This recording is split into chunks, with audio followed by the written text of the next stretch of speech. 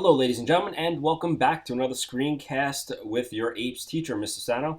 And today we're going to go on to matter quality. If you look at this little diagram to the right here, you'll see that there's a difference in quality of matter between higher quality and low quality matter. If we take a look at, for example, coal, this nice lump of coal, easily accessible, concentrated into a small area, so it makes it have a little bit of a higher quality than coal-fired power plant emissions, where now it's just more spread out. It's less usable. It's not as easy to access. We also see this with salt. It's a very easy example here. Table salt, we have it right here. It's useful, easy to get to. We put it in water. Now we have to try to get it out of the water, so it becomes a lower quality. We can see this with a number of things in this class we're going to go over, distinguishing between this high quality and low quality, and trying to maintain this quality of matter, or if we know something's low quality, maybe not even using it. So matter can change from one physical form to another and change its chemical composition, but matter cannot be created nor destroyed. This is just our law of conservation. We know that physical changes maintains the original chemical composition, like tearing paper or breaking or cutting down a tree. It's still the same thing. It's not going to change. If we look at its structure, the compounds are still there. Chemical changes. Now, if we take that tree and combust it, now there's a chemical reaction involved, and we're changing the arrangement of those elements or compounds that are within that structure. So a chemical change. In this example right here, we have our reactants right over here, carbon and oxygen, and we can combine them to form CO2. And we notice that energy is also released, making this an exothermic reaction when energy is given off. Which brings us to pollutants. There are a number of pollutants that are that can be possibly in the environment.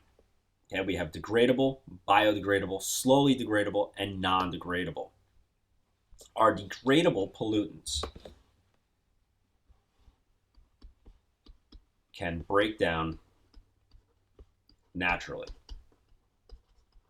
So they can be like photodegradable. So they'll break down in the presence of light, or chemically they can break down over time, such as something rusting that iron can break down over time. Biodegradable organisms, such as bacteria, can break down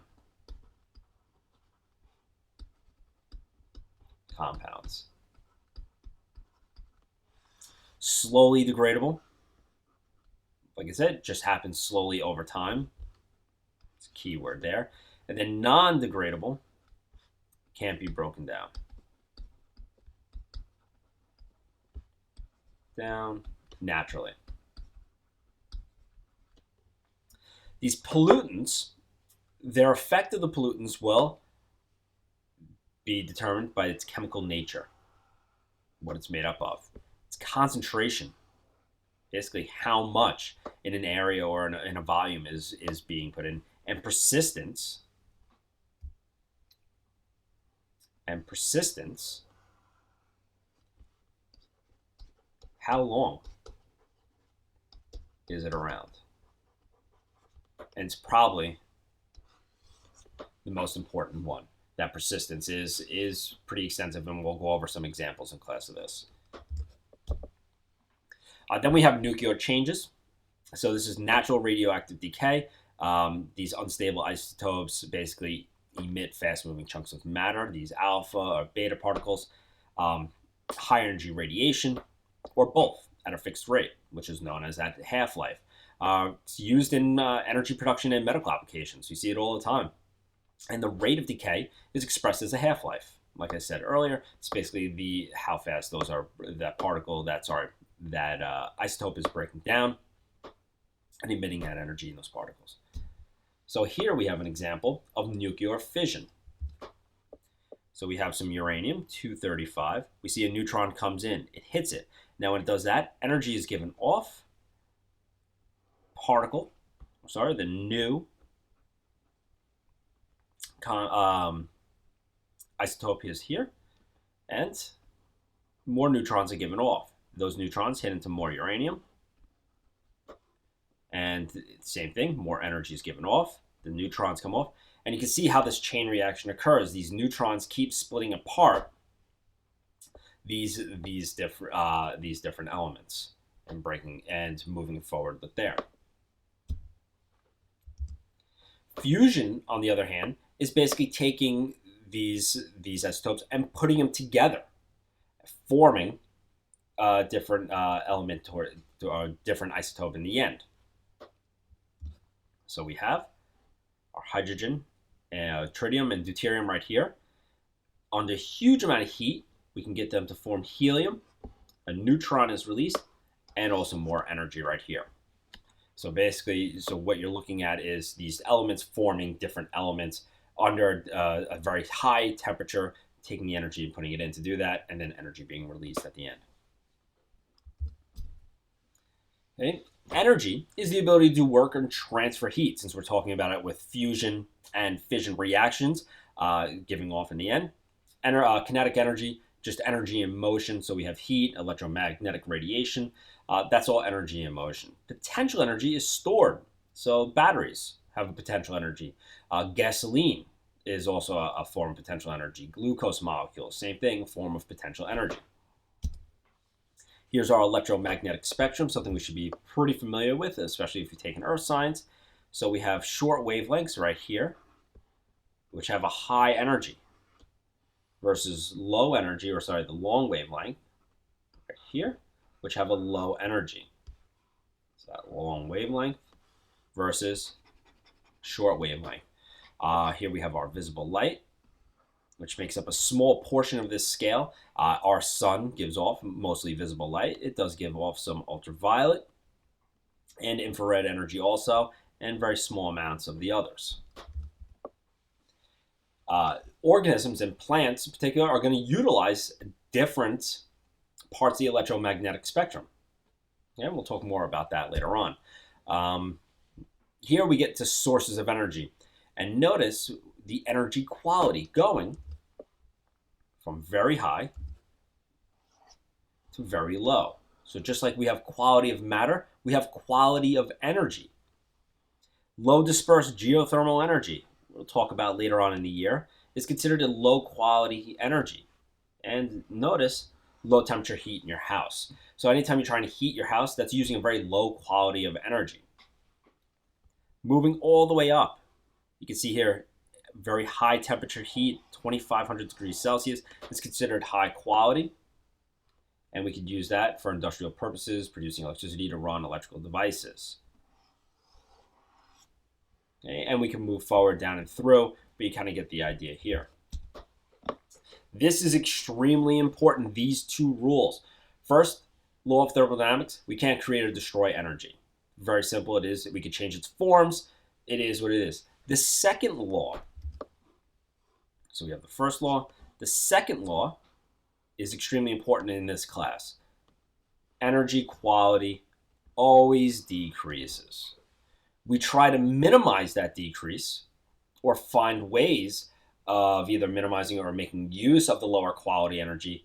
But anytime we have this energy transfer or change in form, we always see a loss in quality of energy. So when energy changes from one form to another, it's always degraded to a more dispersed form. The efficiency is a measure of how much useful work is accomplished before it changes to the next form. It's basically how we can keep that high quality energy there. So if we could do something and maintain the quality of energy, it's going to be considered extremely energy efficient. So here in this diagram, we have solar energy coming in. And what happens is we have this tree. It takes in that solar energy. It's going to grow, and so we're going to have some waste heat in the process. So we have our photosynthesis here. Notice more waste heat. So basically, as the tree grows, it's using some of that energy. Solar energy is storing it in that glucose through photosynthesis. A little bit of heat's given off. And the same thing, now we take it. We eat it. Same thing. We eat it with the respiration. We have more waste heat. We move and do work. plant another tree, more waste heat. So you can see how the solar energy came in, this high quality energy, and then through every single step of the way, we've had waste heat generated, and we still stored it into something else. We moved that energy, and every time we did, we had this low quality. So that waste heat is our low quality energy. But the total is the energy didn't disappear, didn't go anywhere. It just was transferred, moved, changed form, and then ultimately into a low quality energy. We can look at this high quality and low quality energy and matter in systems. So unsustainable high throughput economies, kind of very similar to what we have now, but we're trying to move away from converts resources to goods in a manner that promotes waste and pollution. So if you look at any of the items that you buy, we use all that energy, those materials, and it produces a lot of low quality energy in the end, and possibly waste and pollution. So from these inputs, it's unsustainable high waste economy, promotes waste and pollution, and low quality energy, heat being produced in the end. But what we could do is we can change this a little bit. So sustainable low throughput economies, we basically can learn from nature. This is how we can change that high throughput economy. We basically look at what nature does to see how we can maintain the quality. So here we have our matter here, and even energy. So we try to do things to conserve that energy or control waste and pollution or prevent. And what ends up happening is through this sustainable low waste economy, we can either take the pollution, we've controlled it, we can recycle and reuse. And this could be, could be energy. We can find ways of using this. We can find ways of using this low quality heat energy and putting it back in. Same thing with the matter. We can reuse that, put it back in. Ultimately, what we want to do is minimize waste and pollution and minimize our low quality energy at the end. By looking at this inputs right here, by controlling this section right here, we can minimize what's happening here by recycling and reusing matter, or finding alternative methods of reusing this low quality energy. And we'll talk more about that and how some systems are doing that in cities and towns are trying to work in this way. So I hope you enjoyed this screencast. That's pretty much it for the chapter 2. And that's it. Take care.